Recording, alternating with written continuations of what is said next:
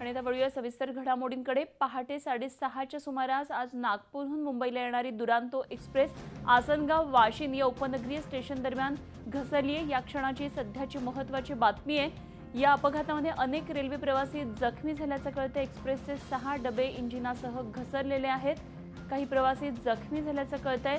10 दिवसांमध्ये डबे घसरून अपघाताची आता ही जवळजवळ चौथी घटना आहे। यूपीतल्या 2 अपघात आणि त्यानंतर मुंबईतल्या माहीम इथल्या अपघातानंतर आता आसनगावजवळ नागपूर मुंबई दुरांतो एक्सप्रेस घसरली आहे।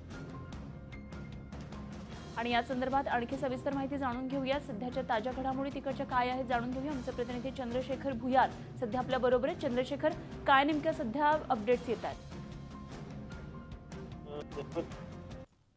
जे प्रवासी डब्यांमध्ये अडकले होते त्यांना बाहेर काढण्याचं काम सुरू आहे। हे जे डबे होते घसरले होते, एकही डबा पलटी झाला नाहीये, त्याच्यामुळे काही जास्त गंभीर जखमी नाहीयेत असा रेल्वे प्रशासनाचा दावा आहे। मात्र जे काही किरकोळ जखमी आहेत ते आजूबाजूचे जे आसनगाव रेल्वे स्थानकाजवळ जे काही ग्रामीण रुग्णालय आहे, शहापूर ग्रामीण रुग्णालय, इथे या प्रवाशांना घेऊन जाण्यात आलेले आहे। अनुपमा, चंद्रशेखर, नेमका हा अपघात कसा झालाय, काय नेमकं कारण या संबंधात काही रेल्वे प्रशासनाकडून कळलंय? रेल्वे प्रशासनाचं म्हणते की सकाळी 6:30 वाजता ही दुरांतो एक्सप्रेस निघाली होती।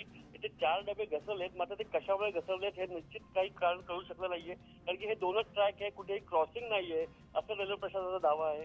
त्यामुळे हे जे डबे घसरलेत ते कुठल्या कारणामुळे घसरलेत, काही घातपात होता का यामागे, याची आता चौकशी होईल।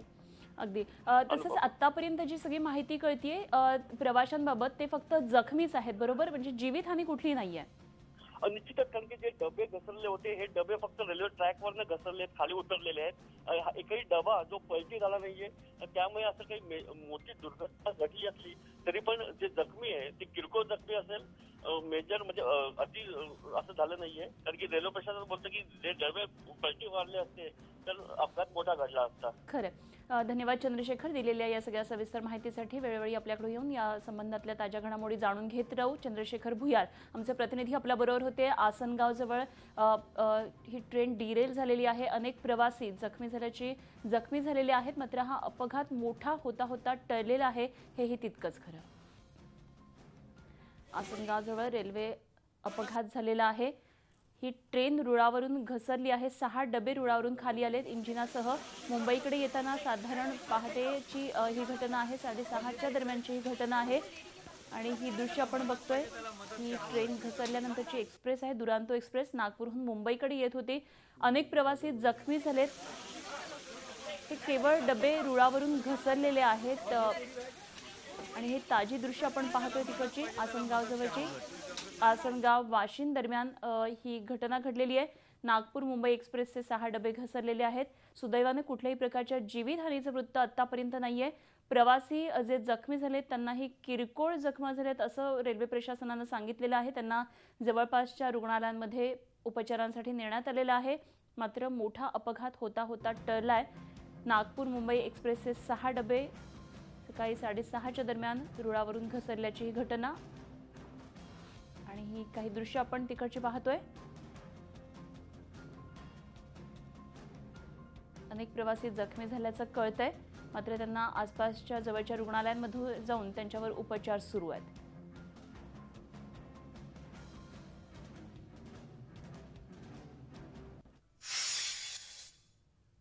पुढच्या बातम्यांकडे येत्या 36 तासात मुंबई, उत्तर कोकण आणि उत्तर महाराष्ट्रात अतिमुसळधार पावसाची शक्यता मुंबईच्या कुलाबा वेधशाळेनं व्यक्त केली आहे। मराठवाड्यात पावसाचा जोर कायम राहणार आहे। राज्यातल्या पावसाच्या एकूण परिस्थितीवर सध्या हा पावसाचा जोर कायम आहे। वेधशाळेच्या संचालकांनी सांगितलेलं आहे हा पावसाचा जोर असाच राहील, सतर्कतेचा इशारा देण्यात आलाय।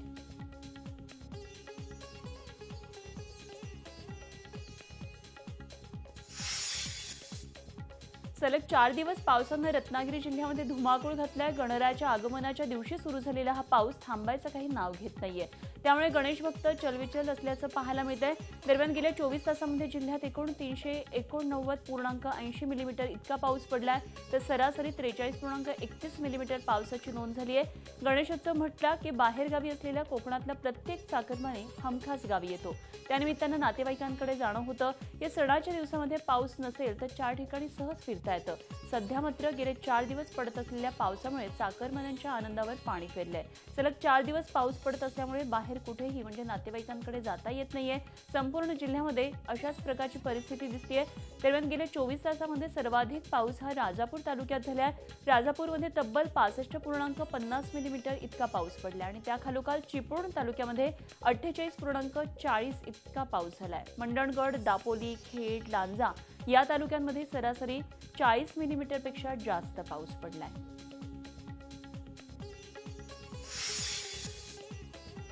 प्रशासनाचा हलगर्जी कारभार किती टोकाचा असू शकतो याचा अनुभव सध्या बीडकर घेतात। बीड शहरातून वाहणाऱ्या बिंदुसरा नदीवरील जुना पूल कुचकामी झाल्यानं नव्या पुलाच्या बांधणीपर्यंत तयार केलेला पर्यायी पूल पावसात वाहून गेला आहे। महिनाभरापूर्वीच या पुलाची डागडुजी केली होती। हे विशेष आहे। बीड शहरातून वाहणाऱ्या बिंदुसरा नदीवरील पूल कुचकामी झाल्यामुळे नव्या पुलाचा पर्याय निवडण्यात आला। नवा पूल तयार व्हायला वर्षभर लागेल म्हणून या ठिकाणी पर्यायी पूल तयार केला गेला। या पुलावरून नांदेड, सोलापूर या भागाकडे जाणारी वाहतूक सुरू केली होती। मात्र रविवारी झालेल्या पावसामुळे प्रशासनाच्या चांगल्या कामाचे धिंडवडे निघालेत। सरकारी काम किती बेफिक्रीने केलं जातं याचा हा उत्तम नमुना म्हणजे बीडच्या बिंदुसरा नदीवरचा पूल म्हणावा लागेल।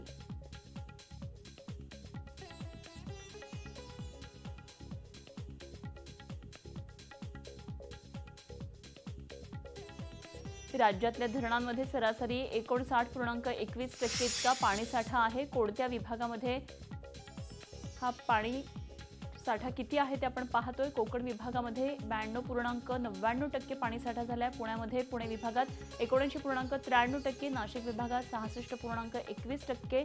राज्यातला विभागनिहाय पाणीसाठा आपण पाहतोय। मराठवाडा विभागात 36.02%, नागपूरमध्ये 26.15%, अमरावतीमध्ये 22.48%।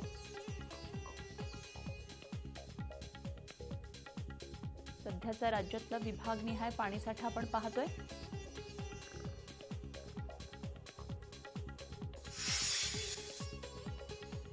येत्या डिसेंबरच्या अखेरीला 1000ची नोट नव्या सुरक्षा वैशिष्ट्यांसह परत एकदा चलनामध्ये येणार असल्याची माहिती खात्रीलायक सूत्रांनी दिली आहे। झी मीडियाचं सहकारी वृत्तपत्र डीएनएनं दिलेल्या वृत्तानुसार नव्या 1000च्या नोटेसाठी सध्या डिझाईन तयार करण्याचं काम सुरू आहे। नव्या नोटांची छपाई ही म्हैसूर आणि सारोबोनीमध्ये करण्यात येणार असून त्यासाठी टाकसाळ सज्ज आहे। 8 नोव्हेंबर 2016 मध्ये जुन्या 500 आणि 1000च्या नोटा चलनामधून बंद करण्यात आल्या। त्यानंतर नव्या 500 आणि 2000च्या नोटा चलनात आल्या। गेल्या 6 महिन्यांमध्ये 2000च्या नोटांची छपाई बंद करण्यात आली आणि त्यानंतर गणेश चतुर्थीच्या दिवशी 200 रुपयांची नोट चलनात आली। त्याचप्रमाणे नव्या 200च्या नोटाची छपाई जोरात सुरू आहे। सध्याच्या परिस्थितीमध्ये 500 रुपयानंतर थेट 2000ची नोट चलनामध्ये आहे। त्यामुळे व्यवहारांमध्ये अनेक अडचणी येतात। 500 आणि 2000च्या चलनामधली दरी भरून काढण्यासाठी 1000ची नोट पुन्हा चलनामध्ये आणण्यात येणार असल्याचं सूत्रांचं म्हणणं आहे।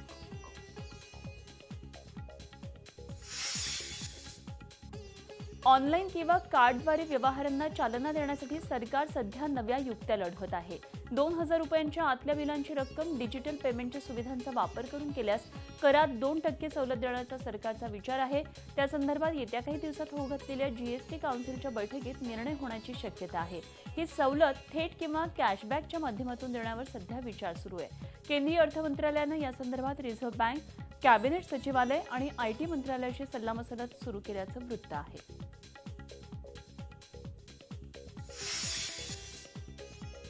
महाराष्ट्रात 1.5 लाख परवडणारी घरं उभारण्याची घोषणा केंद्रीय नगरविकास खात्यानं केली आहे। राज्यातल्या शहरांमध्ये 1,44,165 परवडणारी घरं उभारण्यात येणार आहेत। पंतप्रधान शहरी आवास योजनेच्या अंतर्गत ही घरं उभारण्यात येणार आहेत। या प्रकल्पासाठी 15,868 कोटी रुपयांची गुंतवणूक करण्यात येणार असून केंद्र सरकार 2,244 कोटी रुपयांचा भार उचलणार आहे।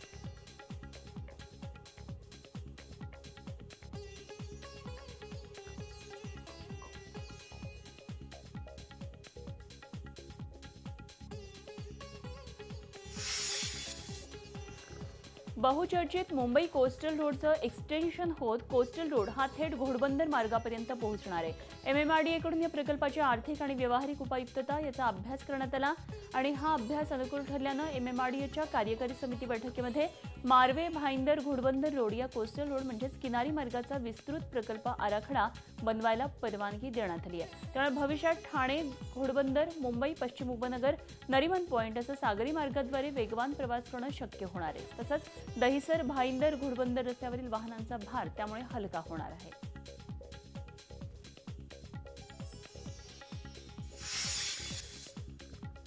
न्यायमूर्ती अभय ओक यांनी राज्य सरकारचे मुख्य वकील आणि राज्याचे महाधिवक्ते यांना जोरदार फटकारले। राज्य सरकारने झाल्या प्रकाराबद्दल माफीनामा सादर करावा आणि मगच पुढचा विचार करू असं न्यायमूर्ती अभय ओक यांनी म्हटलंय।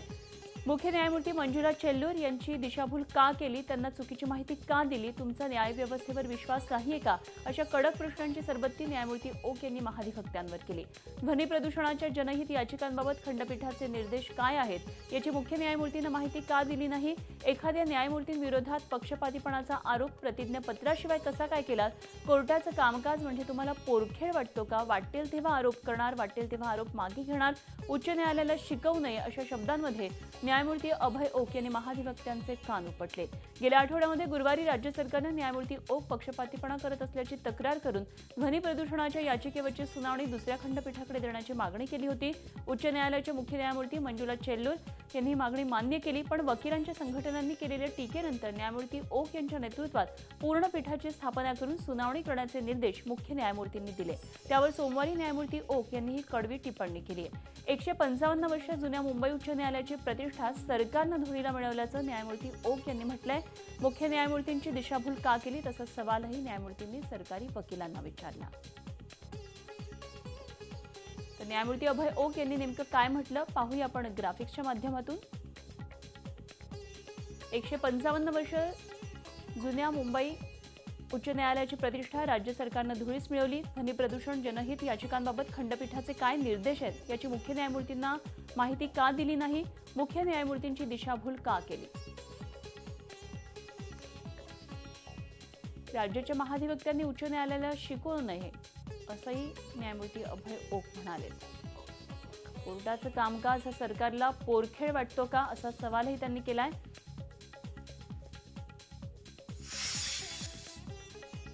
काँग्रेस नेते नारायण राणेंच्या भाजप प्रवेशाच्या हालचालींना वेग आलाय। भाजपचे प्रदेशाध्यक्ष रावसाहेब दानवे हे नारायण राणेंची भेट घेण्यासाठी त्यांच्या निवासस्थानी गेले। भाजप अध्यक्ष अमित शहांचा संदेश घेऊन दानवे राणेंना भेटले। रविवारी रात्री उशिरा अमित शहा, रावसाहेब दानवे आणि मुख्यमंत्र्यांमध्ये एक बैठक झाली। यात मंत्रिमंडळ विस्तार, पक्ष संघटनेमध्ये बदल आणि राणेंच्या भाजप प्रवेशाबाबत चर्चा करण्यात आली। गेल्या काही महिन्यांपासून राणेंच्या भाजप प्रवेशाबाबत जोरदार चर्चा सुरू आहे। स्वतः राणेंनी भाजप प्रवेशाच्या बातम्या खोडून काढलेल्या नाहीत, तर भाजपमधल्या नेत्यांनी राणेंच्या प्रवेशाला सकारात्मक प्रतिक्रिया दिल्या। मात्र राणेंचा प्रवेश हा लांबणीवर पडला होता, त्यामुळे आता अमित शहांसोबत बैठक झाल्यानंतर दानवे राणेंच्या भेटीला गेल्यामुळे भाजप प्रवेशाच्या हालचालींना पुन्हा वेग आलाय। त्यामुळे राणेंना भाजपमध्ये प्रवेशासाठी गणपती बाप्पा पावणार का याकडे सर्वांचं लक्ष लागलं आहे। तर गोंदेदुमाला वाडीवरे MIDC जमीन प्रकरणी उद्योगमंत्री सुभाष देसाई यांच्या चौकशीसाठी समिती स्थापन करण्याच्या निर्णयावर विधान परिषदेचे विरोधी पक्षनेते धनंजय मुंडे यांनी टीका केली आहे। एक सदस्यीय चौकशी समिती म्हणजे मंत्र्यांना वाचवण्याचा प्रयत्नच आहे असा आरोप धनंजय मुंडे यांनी प्रसिद्धी पत्रकाच्या माध्यमातून केलाय। धनंजय मुंडे यांनी टीका केलेली आहे। या आधीच्या घोटाळ्यांच्या चौकशीचं काय झालं, कुठे चौकशी, कुठे आहे अहवाल, भ्रष्टाचाराविरोधात झिरो टॉलरन्स ही फक्त घोषणा आहे। प्रत्यक्षात भ्रष्टाचाराला पाठीशी घालण्याचं काम सुरू आहे।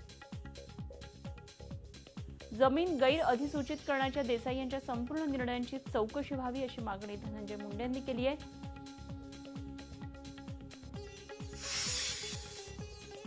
शिवसेना उपनेते आणि महाराष्ट्र शिववाहतूक सेनेचे अध्यक्ष हाजी अराफत शेख आज मातोश्रीवर जाऊन शिवसेना पक्षप्रमुख उद्धव ठाकरे यांची भेट घेणार आहेत. काही दिवसांपूर्वी हाजी अराफत शेख यांनी शिवसेना पक्षातल्या मंत्र्यांवर जातीयवादाचा आरोप केला होता आणि त्यानंतर अराफत शेख यांनी महाराष्ट्र शिववाहतूक सेना अध्यक्षपदाचा राजीनामा देण्याची तयारी दर्शवली होती. त्या पार्श्वभूमीवर अराफत शेख उद्धव ठाकरेंना भेटणार आहेत. या बैठकीला एकनाथ शिंदे आणि अर्जुन खोतकरही उपस्थित राहणार आहेत. दरम्यान काल अराफत शेख यांनी त्यांचे समर्थक आणि महाराष्ट्र शिववाहतूक सेनेच्या पदाधिकाऱ्यांची मुंबईतल्या कुर्ला या त्यांच्या निवासस्थानी बैठक बोलावली होती. मात्र बैठक कमी आणि शक्ती प्रदर्शन जास्त असं एकंदर चित्र यावेळी दिसून आलं.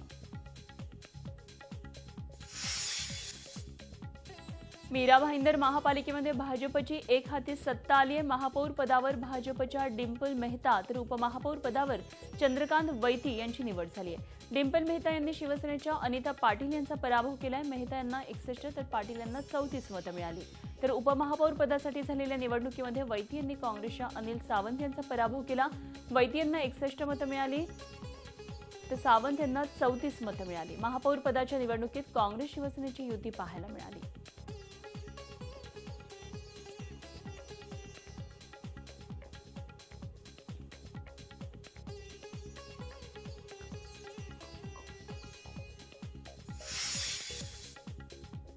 साध्वीवर बलात्कार केल्याप्रकरणी डेरा सच्चा सौदाचा प्रमुख बाबा राम रहीमला 20 वर्षांची शिक्षा सुनावण्यात आली आहे. सीबीआयच्या विशेष कोर्टाचे न्यायाधीश जगदीप सिंह यांनी ही शिक्षा सुनावली आहे. राम रहीमची जेलमध्ये वैद्यकीय चाचणी सुरू आहे आणि त्यानंतर त्याला कैद्याचे कपडे दिले जाणार आहेत. शिक्षा सुनावल्यानंतर बाबा खाली बसून ढसाढसा रडू लागला.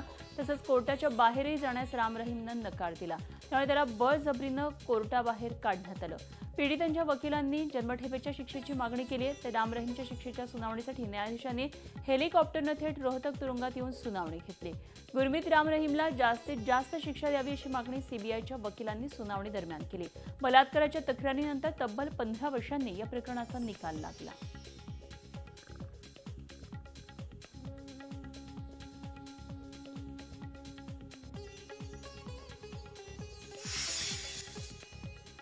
राम रहीमला न्यायालयाने शिक्षा सुनावल्यानंतर सर्वोच्च न्यायालयानं आता आसाराम बापू बलात्कार प्रकरणी धीम्या गतीनं सुरू असलेल्या तपासाप्रकरणी ताशेरे ओढलेले आहेत. आसाराम बापू बलात्कार प्रकरणाच्या सुनावणीला वेळ का लागतो आहे, पीडित मुलीचा अद्याप जबाब का घेण्यात आला नाही असे सवाल न्यायालयानं उपस्थित केले असून या प्रकरणी गुजरात सरकारला अहवाल सादर करण्याचे आदेश सर्वोच्च न्यायालयानं दिलेत. एका 16 वर्षाच्या शालेय विद्यार्थिनीवर बलात्कार केल्याप्रकरणी 74 वर्षाच्या आसाराम बापू या ऑगस्ट 2013 पासून राजस्थान तुरुंगामध्ये ठेवण्यात आले. याखेरीज आसाराम बापूचा मुलगा नारायण साई याच्यावरही आश्रमात 2 बहिणींवर बलात्काराचा गुन्हा दाखल आहे. भारत आणि चीन दरम्यान जवळपास गेल्या 2 महिन्यांपासून चिघळत असलेला डोकलामचा वाद मिटण्याच्या दृष्टीनं पहिलं पाऊल पडलंय. सीमेवरचं लष्कर मागे घेण्यात दोन्ही देशांचं एकमत झालंय. भारत पहिल्यापासूनच प्रश्न चर्चेनं सोडवण्याच्या बाजूनं होता. चीनकडून मात्र वारंवार युद्धाची धमकी देण्यात येत होती. अखेर भारतीय परराष्ट्र नीतीमुळे चीनशी बातचीत करून सैन्य मागे घेण्याचा निर्णय घेण्यात आलाय. येत्या काही दिवसांमध्ये दोन्ही देश आपापले सैनिक मागे घेतील. येत्या 3 तारखेला पंतप्रधान नरेंद्र मोदी ब्रिक्स परिषदेसाठी चीनमध्ये जाणार आहेत. पंतप्रधानांच्या या दौऱ्यावर डोकलामच्या तणावाचं सावट होतं. दौऱ्याच्या अगदी आठवडाभर आधीच परराष्ट्र नीतीला मिळालेल्या या यशामुळे हा दौराही सुकर झाला आहे.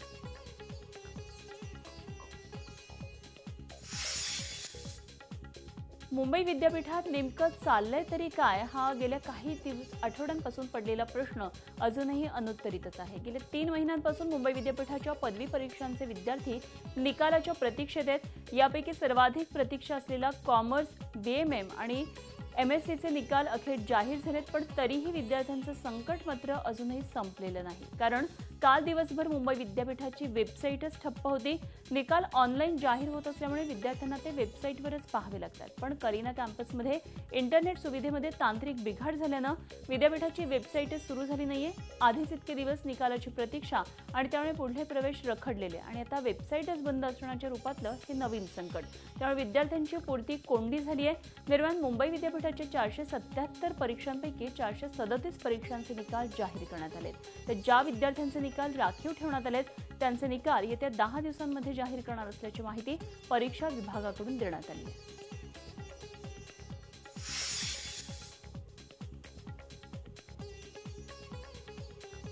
गणपती बाप्पाचं आगमन घरोघरी झाले. आता सर्वांना वेध लागले ते गौरी आगमनाचे. सध्या गौरीच्या आगमनासाठी विविध मुखवट्यांनी कोकणातल्या बाजारपेठा सजल्यात.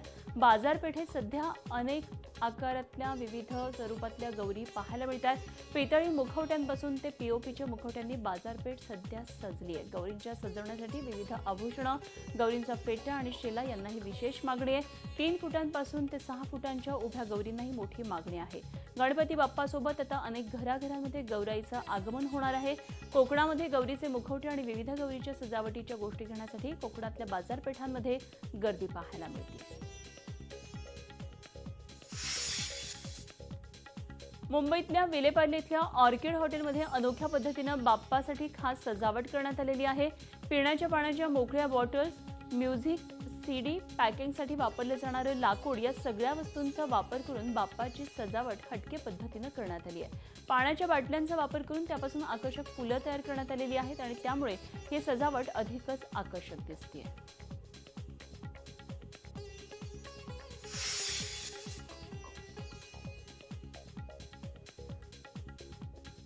काहेरी या परदेश फेम सायली संजीव आपल्या लाडक्या बाप्पासाठी शूटिंगमधून खास वेळ काढते आणि थेट आपल्या नाशिकच्या घरी दाखल होते. दरवर्षीप्रमाणे यंदाही सायलीने स्वतः तिच्या घरच्या गणपतीचं डेकोरेशन केलंय. गणपतीच्या काळामध्ये सायली पूर्णपणे आपल्या लाडक्या बाप्पासाठी वेळ काढते.